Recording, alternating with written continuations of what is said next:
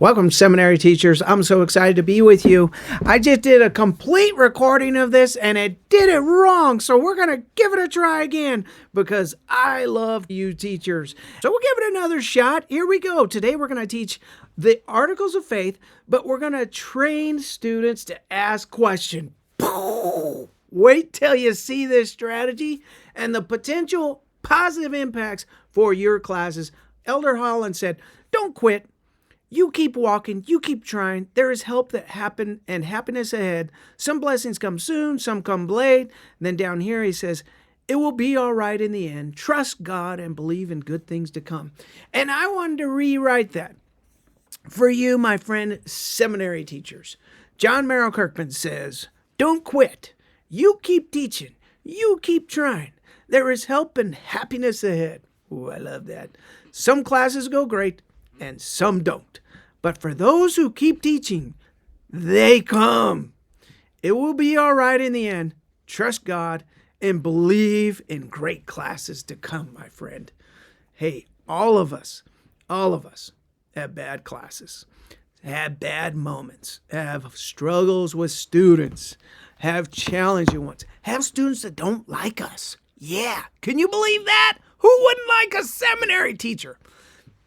Answer: those who are really hurting inside and struggling. I've had a lot of seminary teacher friends, lots and lots of coworkers. All of them have been the most amazing people and easy to like. Why wouldn't somebody like them? Because they're struggling, they're hurting. And so keep the positivity, my friends. You got this. Don't quit. And I want to share an email I got from Ben. And I appreciate Ben sharing this little nice message to me. You can reach me, by the way, at seminaryhelper@gmail.com. I'm not promoting that. I'm just saying that.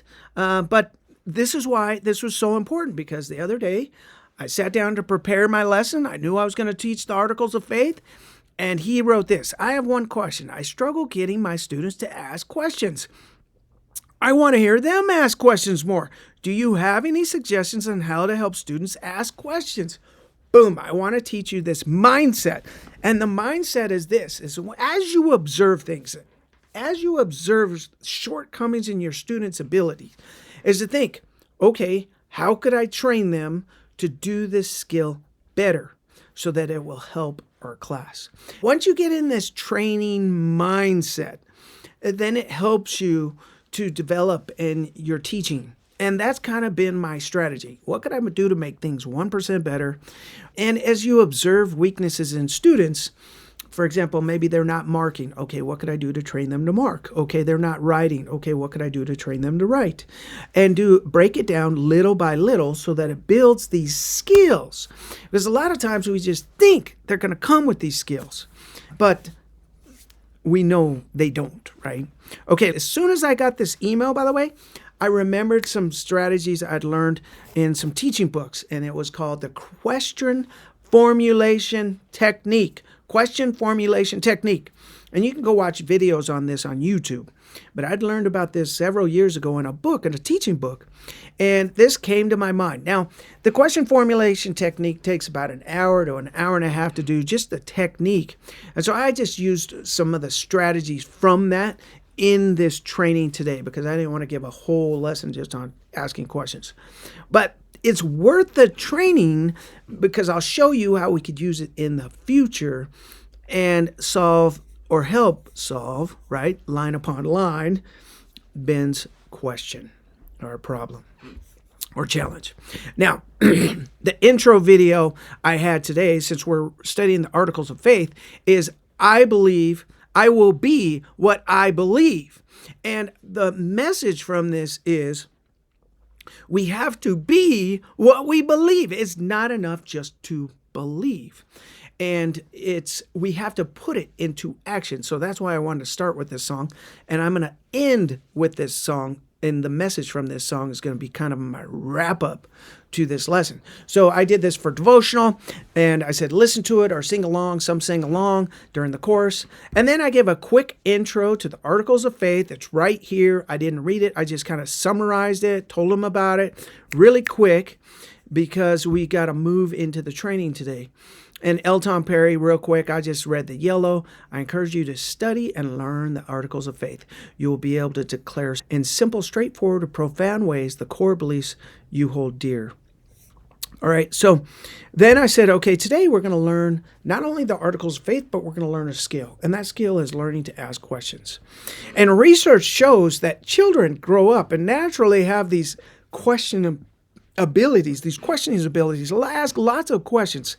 And then as they go farther along in the education process, their ability and number of questions they ask goes way down. And some people have used this to criticize the education process here in America because we're kind of hindering students' natural ability to ask questions, because it's kind of the mindset of, okay, we just want you to sit there and listen.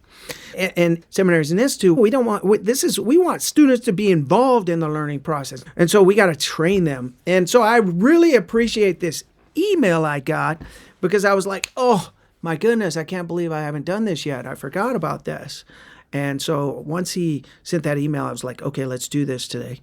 And I combined these teaching the articles of faith with the training on how to ask questions. So why is it asking questions important? And I just asked this to chat. So they're going to read with their neighbor, take turns. One of you read the first paragraph, one of you read the second, and what stands out to you. They talk about it, but I just want to read it to you. Asking questions is important because it's fundamental to learning, problem solving, innovation, building strong relationships. Questions spark curiosity, move beyond simple accepting facts, leading to deeper understanding and growth in all areas. And so you think about this. What do we want in our class? We want learning, problem solving, innovation, strong relationships. Boom, we want all that. And we want deeper understanding and growth. Boom, we want this stuff. And questions can really aid in this process. And I think back to my life. On my mission, I came across the phrase, come unto me, come unto Christ. And that began to resonate with me. And I was like, what does this mean? How do I come unto Christ?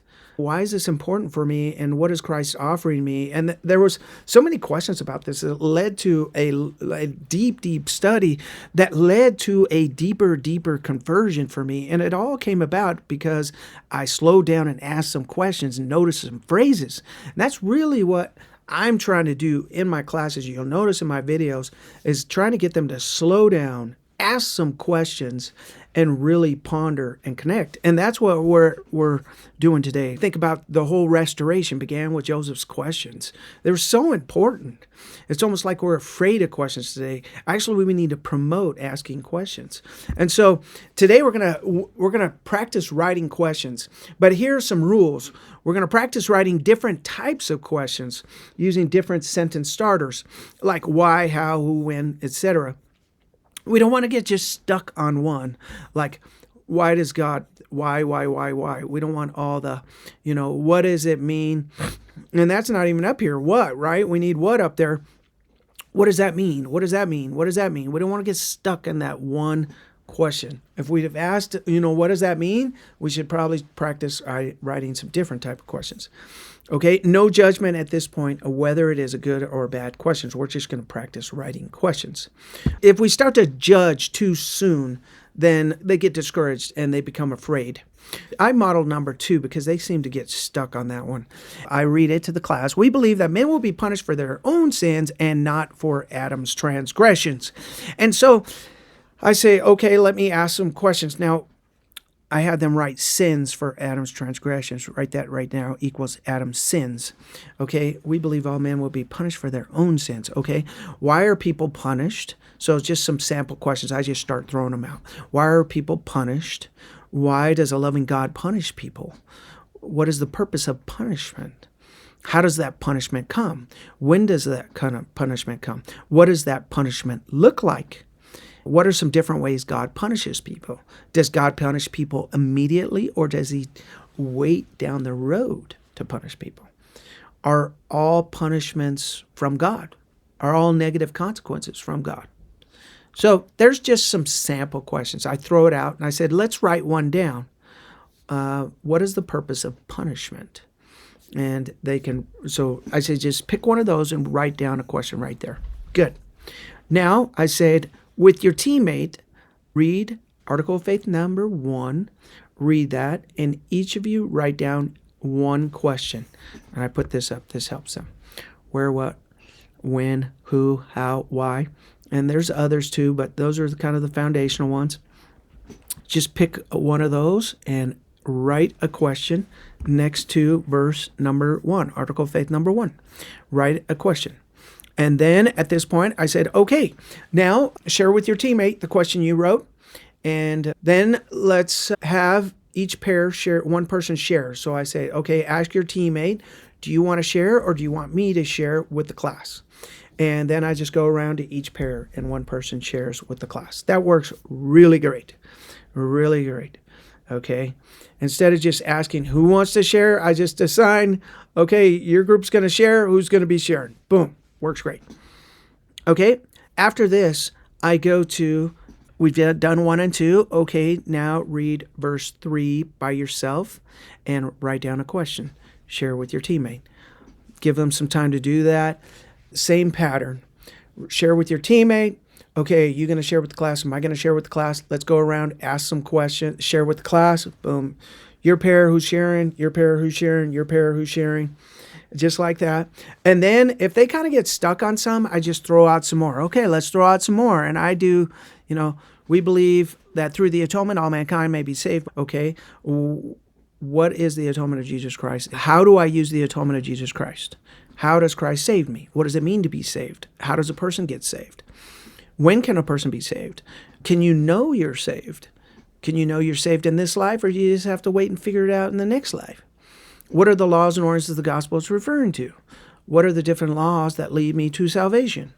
Just throw out some questions. We're just spurring this process that there are a million questions we could ask. And so I'm just having them do that. Okay, number 4, read it.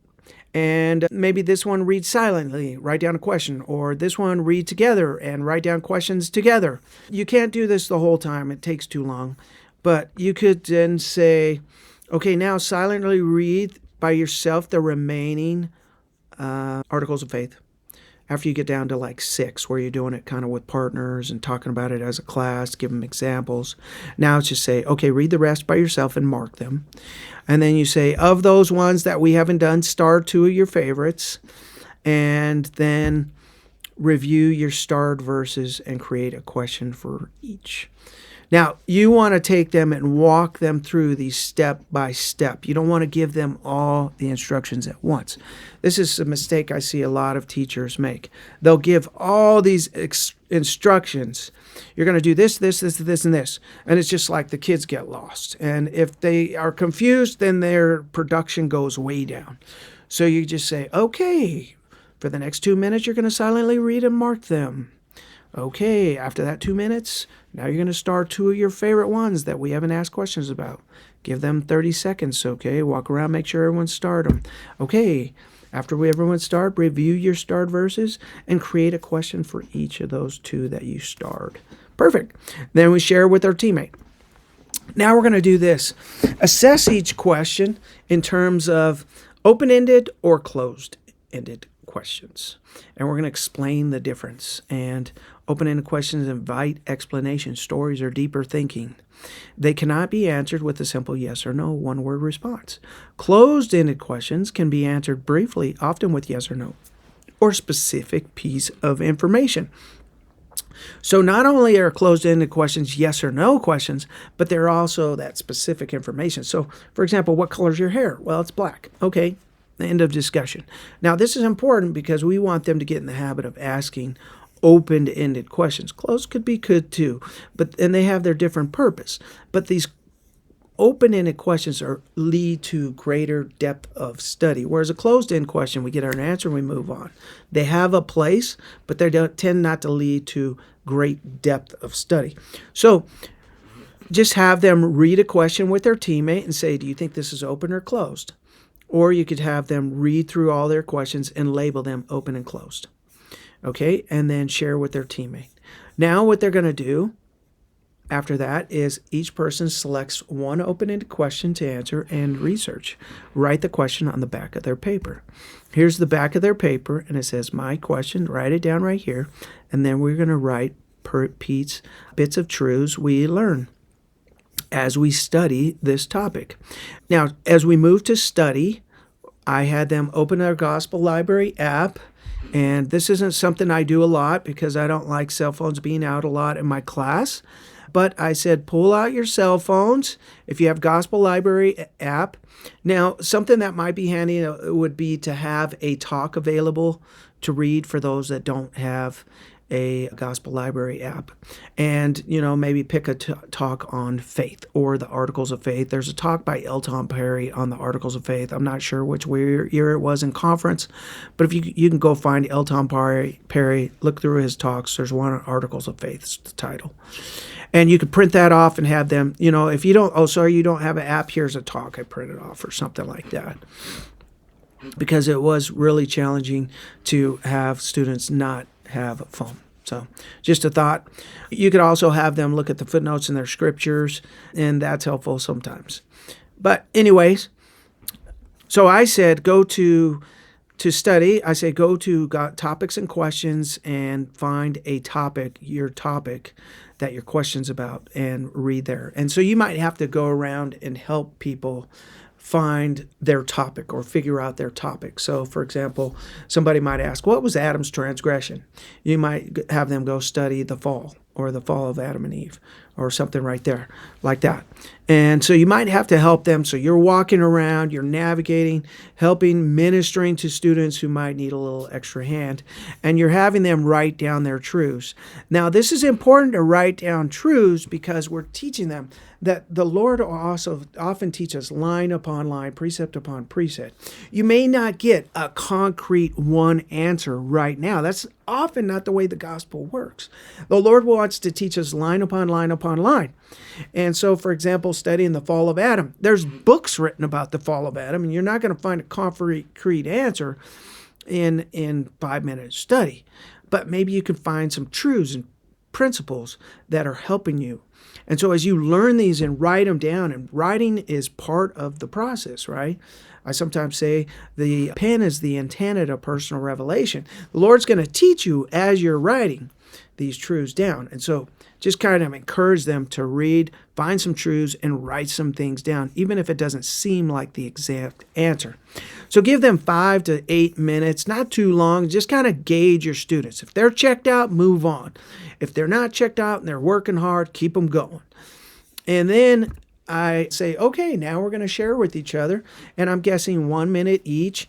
And you just say, okay, turn to your neighbor and say, what did you study? And what can you share with me? And then they just share from their page. And then they switch with each other. If you have more time, you could say, okay, hi, compliment your teacher, your teammate, give them a high five. And you could rotate students to work with a different person. And again, share with their new teammate.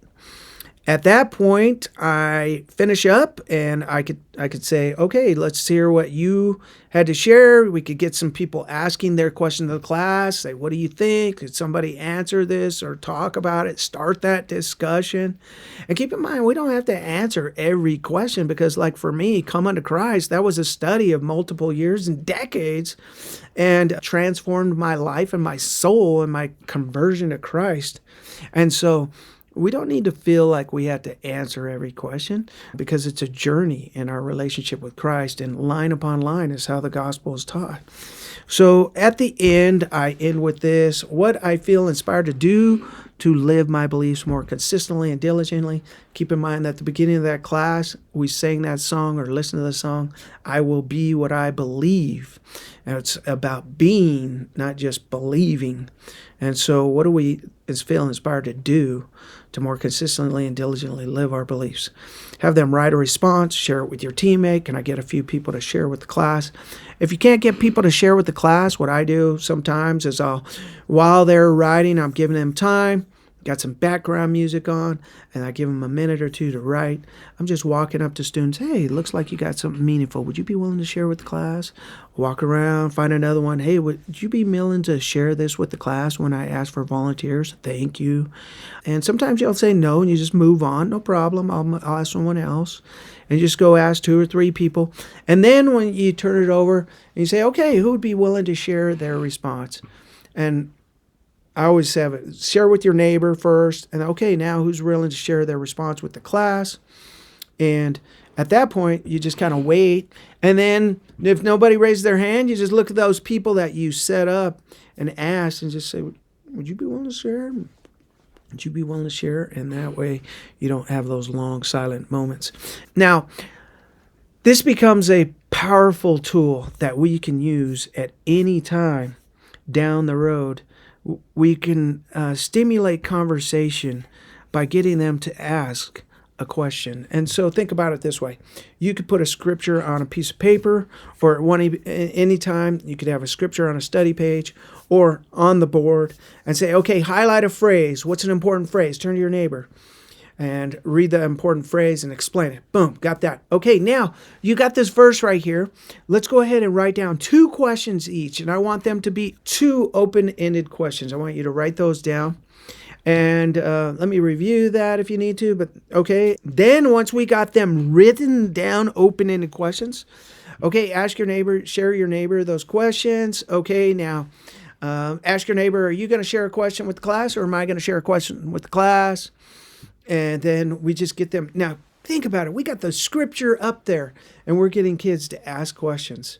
Yeah, it's kind of artificial because we got them to do that, but it'll spark other things. And pretty soon you'll see a kid raise their hand, but wait, I got a question now. Yeah, and just by getting them to do this. So this becomes a tool that we can use anytime. Instead of saying, does anybody have a question? You say, I would like you to write down 2 questions from this scripture or from our study today that you could have. Ask any question, no judgment. And then we just get them to share. And then we just go around. Okay, let's hear your question. And if it's not that great of a question, we answer it real quick and move on to the next person and say, oh, that's a great question. Who would like to just answer that? What do you think? No one responds. Okay, turn to your neighbor and you tell your neighbor what you think the answer to that question is. Okay, who will share with the class? Boom. Goodness. That is awesome. Thank you very much, everybody. Don't forget, you're amazing.